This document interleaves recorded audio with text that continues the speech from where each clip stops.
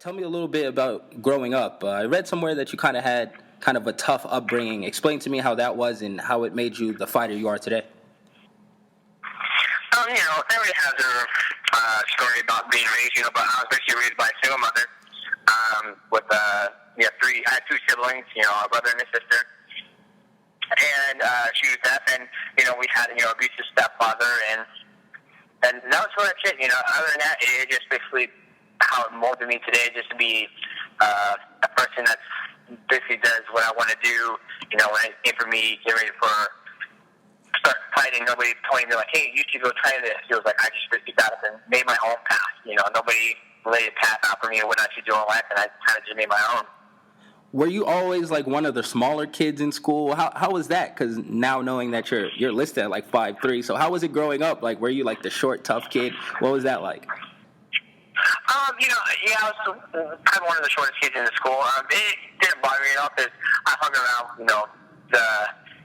my friends that I grew up with in second grade, and we had like a tight little crew, so nobody messed with me. And I kind of grew up with everybody in school, and granted, when you get to high school, you have, seniors, juniors, sophomores, but other than that, it really didn't affect me at all. Like, people would pick on me, but I'm like, sounds good, yeah, I can't change it, I'm short. No, that's true. How'd you get into wrestling? Because I read that you had a great wrestling career, high school career. How'd you start? I started in 8th grade. One of the PE teachers, was like, hey, you should come on and try this sport. In the beginning, I was scared because I was too scared to wear the skivvies, the little singlet. Yeah. And then when I hit 6th grade, I was like, oh, hell, let's give it a try. And I went out for wrestling, and it worked out well for me. And I loved it because it was just a one-on-one sport. Like, you would train with a team, but then at the end of the day, you would go out there and wrestle with somebody, and your progress was based on how hard you trained and how well you did, and I loved it. I loved that about wrestling.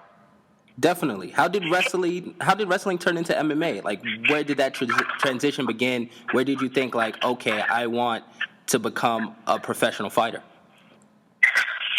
It never got to that point in the beginning. When I found mixed martial arts, I started doing it just because it was almost like wrestling, and I was already out of high school and out of college.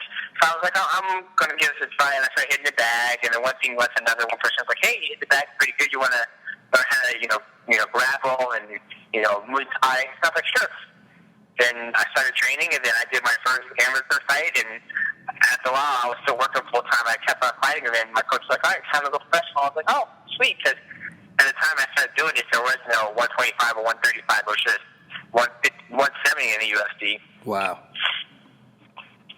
So when did you notice, like, okay, I can carve a path at 135, actually now lighter, but we'll get to that afterwards. How did you notice, like, okay, there's a path in some of these lower promotions at 135, and I can actually do this? Well, WEC was a great place to do that because they had, they're on TV, Zupa bought them, and it was well known. And so once I, got signed to WEC, I was like, okay, I'm professional, I have a little career going. And then when I popped the title, my boss was like, all right, it's time to quit your job. You're looking for, world title, and I did. And even though I lost, I was still motivated to keep on training and fighting, and it just worked out for me.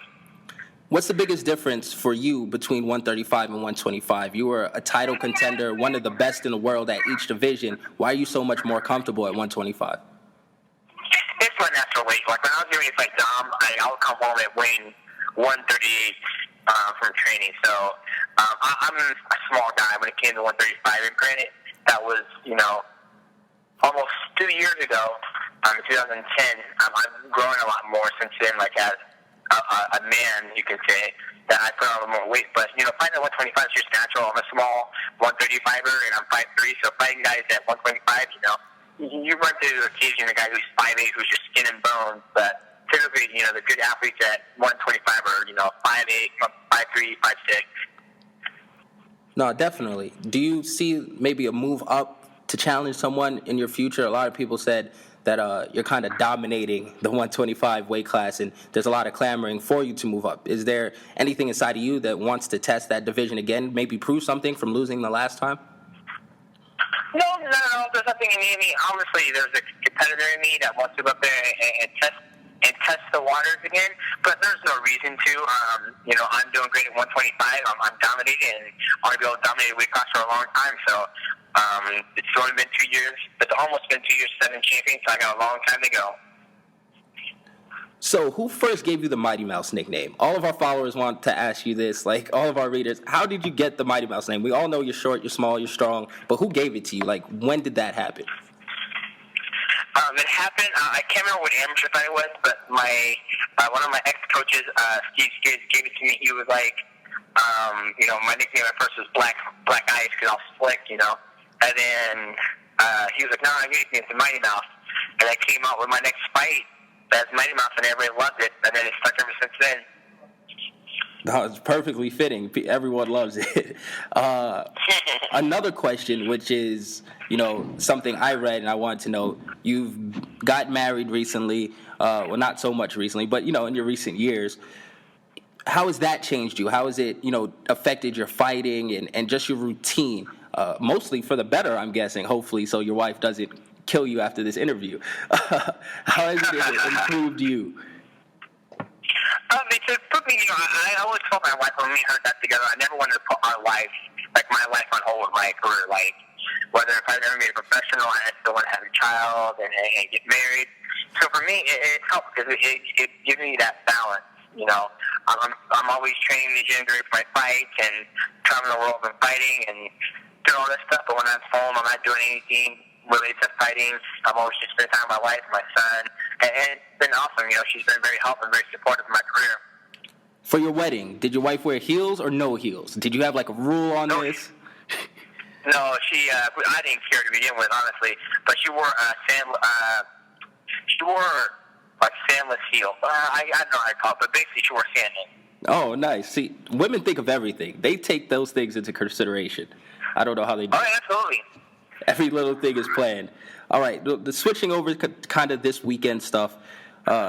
Now you're starting to headline UFCs, and you're one of the premier names. How did that feel to, fighting on fight nights and defending your championships there to now your name's on the marquee at the big arenas?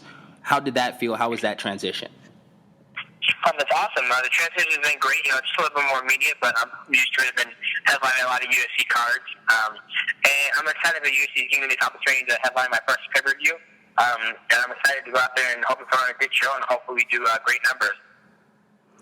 What's driving you still as champion? Because a lot of people, they accuse some of, I guess, the other UFC champions that have lost recently or had tough fights like GSP or even Renan Barão, Anderson Silva, of getting complacent, of not being hungry anymore, and that's why they've been tested or lost their titles. What's driving you? Why are you still so good and not complacent?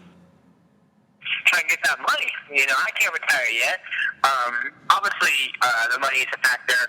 And I love to compete. When I compete, I love trying to be the number one and always learning. And I got great coaches where they give me that balance.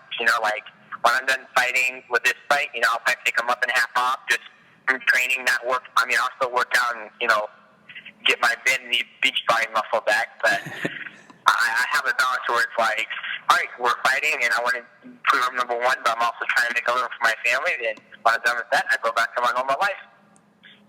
No, sounds great. The balance is the key, it seems like.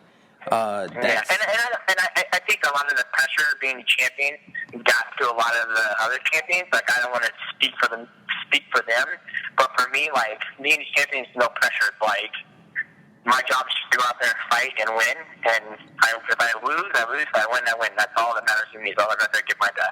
Do you feel pressure with the people around you? Do you think they feel the pressure of you being champion? Even though you're so calm and collected, a lot of things I've heard are, the other trainers felt the pressure, or the camp started acting differently. The people in the gym that were sparring with them started treating them like celebrities instead of working them to their hardest. Those people around them became fans, and it lessened them in the cage. Do you feel like that happens around you, or you think your camp is handling that well?